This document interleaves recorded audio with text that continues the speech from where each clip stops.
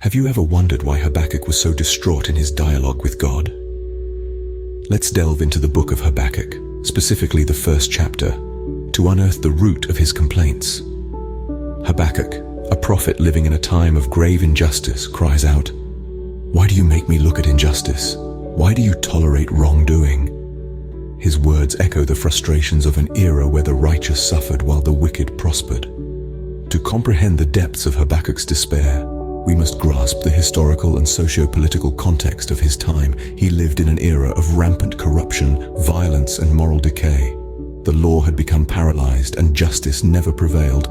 The righteous were hemmed in by the wicked, so justice came out twisted. Habakkuk's complaints stem from a place of deep anguish and despair, and it's essential to note that his grievances were not against God, but rather the circumstances around him. So, Habakkuk's complaints stem from a place of deep anguish and despair. But what was God's response? Now, let's turn our attention to God's response to Habakkuk's complaints. In the midst of Habakkuk's despair and confusion, God responds with patience and wisdom. He doesn't dismiss Habakkuk's complaints or scold him for his lack of faith. Instead, he provides an enlightening response that reveals his divine wisdom and sovereignty. God's response to Habakkuk, as detailed in the scripture, is found in Habakkuk 1:5-11. Here, God tells Habakkuk to look among the nations and see, wonder and be astounded, for I am doing a work in your days that you would not believe if told. This response was not a direct answer to Habakkuk's questions, but rather a proclamation of God's sovereignty and his divine plan. But what does this mean? God's response to Habakkuk was a reflection of his divine wisdom and sovereignty. God was saying that he was aware of the wickedness and injustice that Habakkuk was complaining about. However, he was doing something much larger and more profound than Habakkuk could comprehend.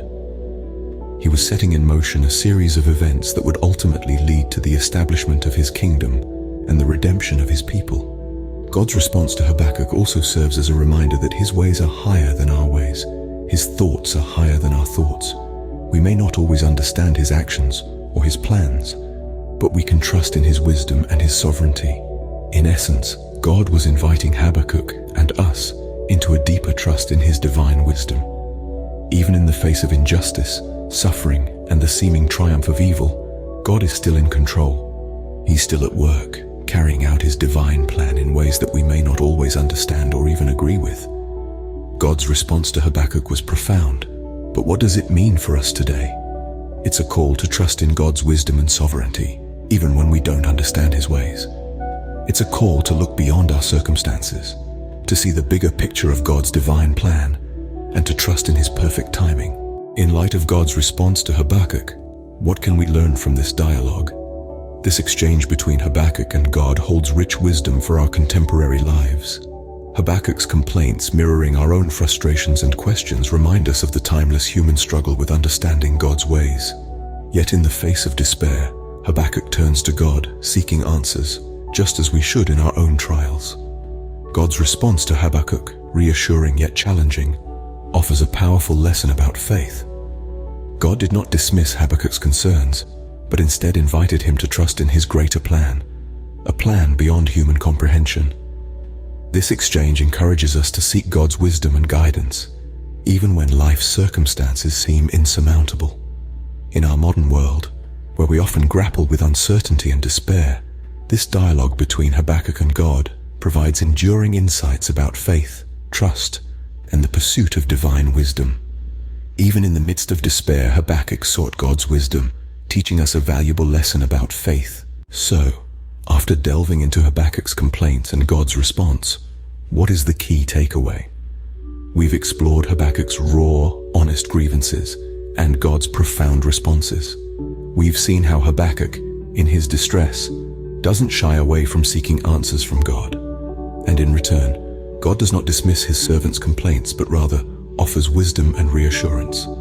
This exchange, etched in the timeless verses of the Bible, underscores the importance of faith and seeking God's wisdom in our times of distress. It's not about blind obedience, but about open dialogue, a willingness to ask and an openness to receive, even when the answers might not be what we expect. So as we reflect on this, we're reminded that faith isn't merely about accepting good fortune. It's about steadfastness in face of adversity. The dialogue between Habakkuk and God leaves us with an important question.